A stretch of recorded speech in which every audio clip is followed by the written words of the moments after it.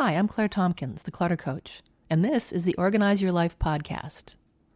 I am passionate about organizing because it makes my clients' lives so much easier, more relaxed, and with more time to spend the way they want to.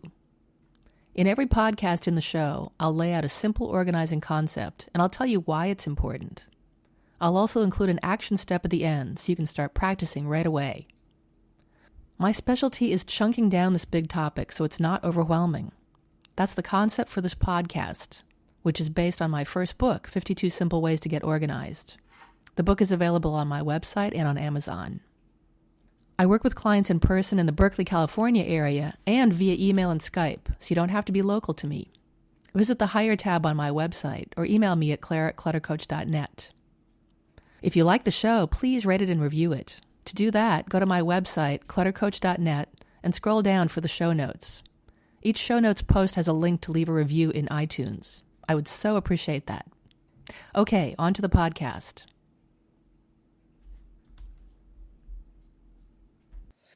This is podcast 66, and it's about attachment to things. People keep things they aren't actively using for many reasons. Sometimes these things are valuable items that could be sold. Sometimes they're gifts that one can't bear to get rid of. Sometimes they're things that should have been returned, but now it's too late, so they're stuck in limbo. They could also be part of a future project that keeps not getting done, or part of that large group of items that could come in really handy someday. All these reasons have merit up to a point. At some point, however, action must be taken.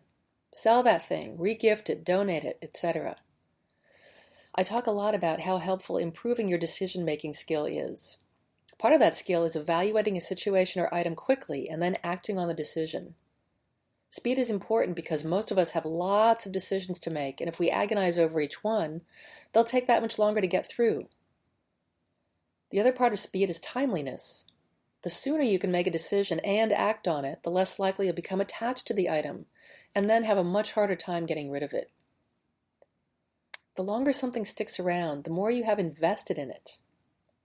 I'm not talking about nostalgia, I'm talking about other kinds of investment. So the more regret that you feel that you haven't used it or cared for it properly, the more distress you feel for not having just done something about it already. The more you feel that you should get something out of having the item for so long, some kind of payoff. Those are uncomfortable feelings. This is why it starts to feel like your stuff owns you instead of the other way around.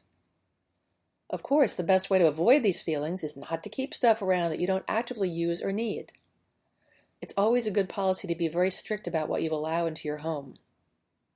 The second best way is to take action as quickly as possible to get those things out and on their way someplace else. To keep up with that, it's important not to squirrel things away in places that you don't look very often. You have to be reviewing your possessions regularly so they don't get out of hand. Often when I work with people decluttering their stuff, they say things like, "Holy crap, I had no idea I still had this," and "I have no clue where that came from," or, yeah, that. And then they cast their eyes downward, feeling embarrassed. So take a cue from arts and crafts movement designer William Morris, who said, "Have nothing in your houses that you do not know to be useful or believe to be beautiful." This is a precursor to Marie Kondo's philosophy that you shouldn't keep anything that doesn't spark joy. Whenever you acquire something that you're not going to use right away, let it be on probation. During the probation period, get honest with yourself about whether this thing deserves a spot in your home, or your garage, or your basement. It's all valuable space that could be taken up by something you actively need, or it could be empty space for you to move around in more freely.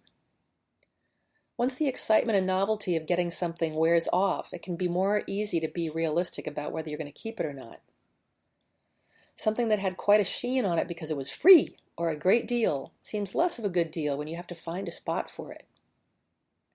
Do you like projects? Well, here's my advice. Do not stockpile gear and supplies for projects that you don't have time to tackle within, say, the next 2 months. Undone projects are a huge source of clutter. And having that unused stuff around makes people feel awful about those projects they aren't doing. So save yourself those uncomfortable feelings. Instead, make notes about your project in a notebook. You can include a shopping list and sources of gear if you really want to. Just don't buy anything until you're truly ready to start. Try to resist acquiring stuff that falls into your path, and definitely don't go out looking for it. Think of a project you were excited about and then didn't do, and now it sits undone on a shelf. It's got no energy left in it, no excitement, no novelty. Here's a news flash. It will be darn near impossible to get yourself to do a project that you don't feel enthusiastic about. Here's another quotation for you. Nothing great was ever achieved without enthusiasm. That's from Ralph Waldo Emerson. So what can you do this week? Go to your squirreling away spot and pick out at least one thing that you're willing to let go of, and then get it out of the house. Hey, thanks for listening.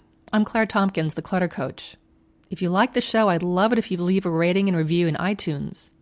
You can subscribe, too, so the podcast will be ready and waiting for you to listen to. You'll find the show notes on my blog at www.cluttercoach.net, and you can check out my store to find books I've written and a whole bunch of other stuff. If you're a fan of the show, you can become a patron on patreon.com for as little as $1 a month. You can find my page by going to the Patreon website, that's Patreon, and searching on Clutter Coach. I'll still post the podcast free of charge, but I've got some cool rewards for folks who want to help me make the show even better. Come back next week for a new podcast.